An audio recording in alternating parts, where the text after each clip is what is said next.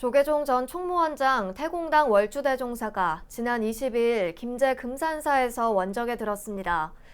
현대 한국불교사의 큰 발자취를 남긴 태공당 월주대종사의 생애와 생전 가르침 등을 자세히 짚어보겠습니다. 이 자리에 보도국 전경윤 문화부장 나와 있습니다. 안녕하십니까? 네, 안녕하십니까? 네, 현대 한국불교사의 큰 족적을 남긴 태공당 월주대종사가 22일 원적에 들었습니다. 스님의 행장을 먼저 살펴볼까요? 월주대종사는 1935년 전북 정읍에서 태어나 초등학교를 졸업하고 서울로 진학을 했습니다. 하지만 한국전쟁의 참혹함을 목격하고 출가의 길로 들어섰습니다. 1954년 법주사에서 금오스님을 계사로 삼위계를 수주하고 또 56년에는 금오스님을 계사로 구족계를 수주했습니다. 1961년에 26살의 젊은 나이에 금산사 주지를 맡았고 조계종의 총무원장은 1980년에 제18대, 제17대 총무원장 그리고 28대 총무원장은 종단 개혁 당시였던 1994년에 맡았고 금산사 회주와 조실, 남원 실상사 조실, 조계종 원로위원을 지냈습니다. 총무원장직을 마친 뒤에는 깨달음의 사회화를 위한 사회활동을 폭넓게 펼쳤습니다. 우리민족 서로돕기 운동 대표, 경실련 공동대표, 그리고 실업극복 국민운동본부 위원장 등을 맡았고요. 국내에서 활발한 활동을 펼쳐서 불교 사회운동의 선구자다 이렇게 볼 수 있습니다. 네, 월주대종사는 12.7법난의 직접적인 피해자이기도 한데요. 12.7법난과 월주 스님에 대해서 설명 부탁드립니다. 네, 1980년 월주대종사가 총무원장 소임을 맡았던 시기에 민주화의 봄이라고 여겨지면서 사실은 이제 민주화 실현에 대한 희망이 있었는데 5.18 민주화 운동이 이제 신군부에 의해서 이제 독재 세력이 들어서면서 광주에서 또 무자비한 학살이 일어났죠. 그래서 월주 스님은 광주에 가기로 결심을 합니다. 그래서 광주 시민돕기 대책 본부를 설치하고 시민들을 위한 의원금 모금까지 했습니다. 그리고 희생자 영가를 모시고 천도제까지 봉행을 했는데 사실 전두환 장군을 대통령으로 추대한다는 성명 요구를 거절한 탓인지 신군부가 이제 12.7법난 불교계 전국 사찰들을 정화한다는 명목으로 스님들과 또 불교계 인사들을 연행하면서 탄압을 했죠. 그래서 월주 스님이 또 끌려갔습니다. 그래서 미국 LA 반야사에서 1년 동안 또 생활하는 등 잠시 또 밖에 있다가 나중에 또 월주 스님이 물론 돌아옵니다만 많은 고초를 겪었습니다. 월주 스님의 생전 육성을 여기서 한번 들어보겠습니다. 12.7법난을 겪고 난 후에 내가 미국 가서 3년 있었습니다. 돌아오는 길에 유럽과 또 동남아시아와 또 인도 성지를 돌아보고 많은 것을 느꼈습니다. 많은 충격을 받았습니다. 그래서 나중에는 또 개혁하고 개혁의 중심이 돼서 종단 개혁하고 그리고 이제 그만두고 나니 바깥으로 눈을 돌려서 지평을 넓히는 일을 해왔습니다.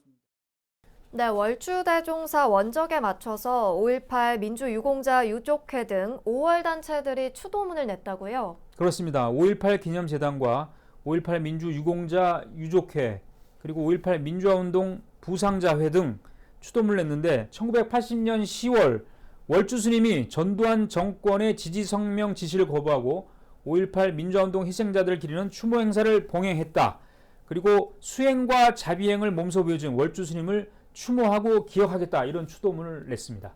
네, 또 월주대종사는 일본군 위안부 피해자 할머니들을 위한 보금자리, 나눔의 집을 설립하는 등 할머니들을 위해 헌신해 오지 않았습니까?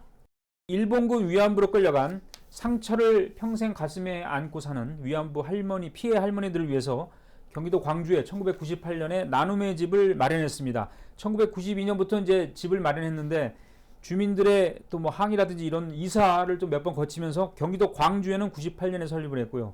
세계 평화 인권을 상징하는 도량으로 조성했습니다.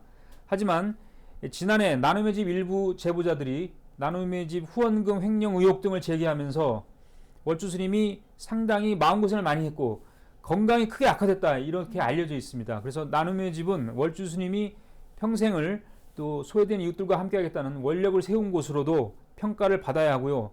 또 나눔의 집 이사진 등을 경기도가 이제 민간합동조사단을 꾸려서 조사를 해서 뭐 해임 명령도 내리고 했습니다만은 경찰 조사 결과 여러 가지 의혹들에 대해서는 혐의가 없다 이렇게 또 결론이 났습니다.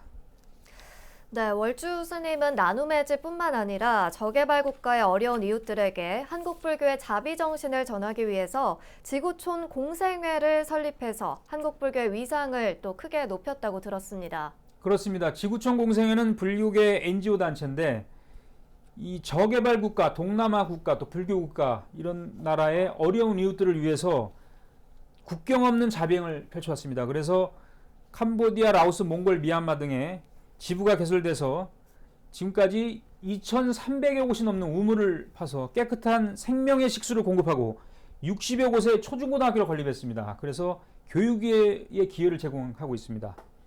나와 나, 너와 나, 세상이 하나라는 불의정신을 바탕으로 지구촌의 자비의 정신을 전해왔습니다. 월주 스님의 생전 육성을 또 들어보겠습니다. 나라 캄보디아, 라오스, 미얀마, 네팔, 뭐 이렇게 케냐 이거 여러 나라 도와주고 있는데 도와주는 나라마다 나라가 잘 되면 도와주는 지구촌 공생 입장에서는 그게 즐겁기가 짝이 없습니다. 네, 이제는 스님의 가르침을 후학들이 잘 이어받아서 한국불교 발전의 밑거름을 삼아야 되지 않겠습니까? 네, 월주 스님은 평생 동안 앉아서 성불할 수 없고 진리는 세간에서 실현해야 한다. 이런 가르침을 몸소 실천했다. 이렇게 요약할 수가 있을 것 같습니다. 네, 지금까지 전경윤 기자였습니다. 네, 고맙습니다.